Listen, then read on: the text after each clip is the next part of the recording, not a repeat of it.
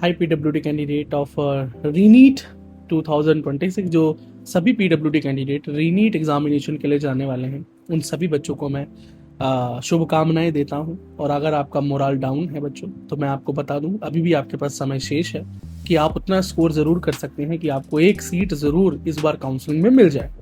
दूसरा, अगर बच्चों आप अपना एम बहुत कम रखा हुआ है आपने, अगर आप मेहनत कर रहे हैं लेकिन आपने सोच रखा है कि मुझे सिर्फ 200 स्कोर करना है, 150 स्कोर करना है, 170-80 स्कोर करना है, 220-250 स्कोर करना है, अगर आपने इतना छोटा लक्ष्य लिया हुआ है बच्चों और कहीं पेपर टफ आ गया तो बेटा आपके ये लक्ष्य अचीव करना आपके लिए मुश्किल हो जाएगा और शायद आप क्वालिफाई भी ना कर पाओ। मैं आपको डरा नहीं रहा, मैं आपको ये कह रहा हूं बच्चों कि आप इन बचे हुए दिनों में अपने लक्ष्य को बढ़ाइए। इवन अगर आप सिर्फ एक सब्जेक्ट ही पढ़ रहे हैं, सिर्फ बायोलॉजी भी पढ़ रहे हैं और उसमें अगर आप सिर्फ 150 टारगेट कर रहे हैं तो इसका मतलब आपकी तैयारी बहुत बहुत बेकार चल रही है बच्चों। मुझे ये कहने में बिल्कुल भी डर नहीं है, ना इस बात की कोई चिंता है कि आपको ये बात बुरी लग जाएगी। देखो बच्चों, दवाई कड़वी जरूर हो सकती है लेकिन आपके भविष्य के लिए बहुत जरूरी है।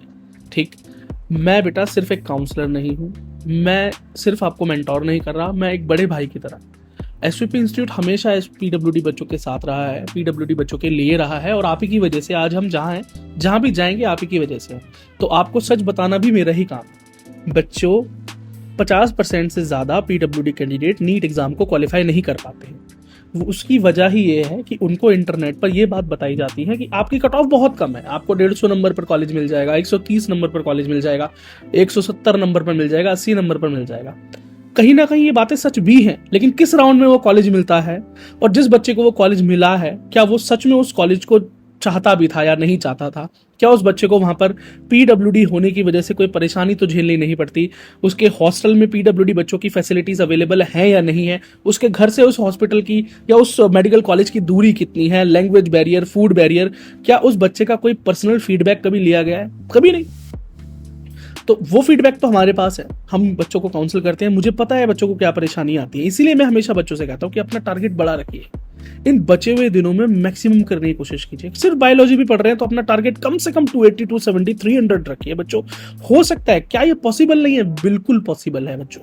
आप मेहनत करेंगे तो जरूर कर पाएंगे। और बात रही फिजिकल वेरिफिकेशन को लेकर, बच्चों बहुत डर रहता है हमारे अंदर, हम फिजिकल वेरिफिकेशन में फेल हो गए तो हमारा क्या होगा, हमारी तो सारी मेहनत खराब हो जाएगी। तो फिर मेहनत करके फायदा ही क्या है? थोड़ा बहुत ही कर लेते हैं, फिजिकल वेरिफिकेशन निकल जाएगा तो कहीं ना कहीं एडमिशन हो जाएगा। बच्चों, वो सेकंड स्टेप है। फर्स्ट स्टेप तो आपका नीट एग्जाम, अगर इसे ही क्वालिफाई नहीं कर पाए, अच्छा स्कोर यहां नहीं किया, तो फिजिकल वेरिफिकेशन अगर पास भी कर लोगे तो उसका फायदा क्या होगा?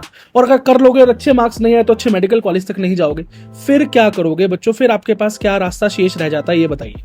फिर तो आपके सारे रास्ते बंद हो चुके।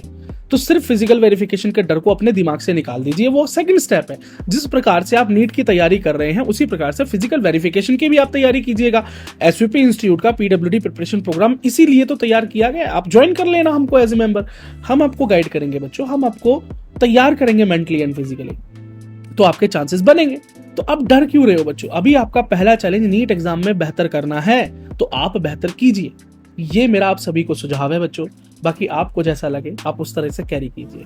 वीडियो को लाइक कीजिए, शेयर कीजिए, अपने सुझाव कमेंट सेक्शन में, अपने सवाल कमेंट सेक्शन में हमसे पूछिए। मिलता हूं आपसे लाइव सेशन में। All the very best. और अगर आप मेंबर बन चुके हैं, सब्सक्राइब बटन पर क्लिक कर चुके हैं और ज्वाइन बटन पर क्लिक करके मेंबरशिप ले चुके हैं, तो हम मिलेंगे जल्दी ही मेंबर्स ओनली लाइव सेशन में। All the best, thank you so much.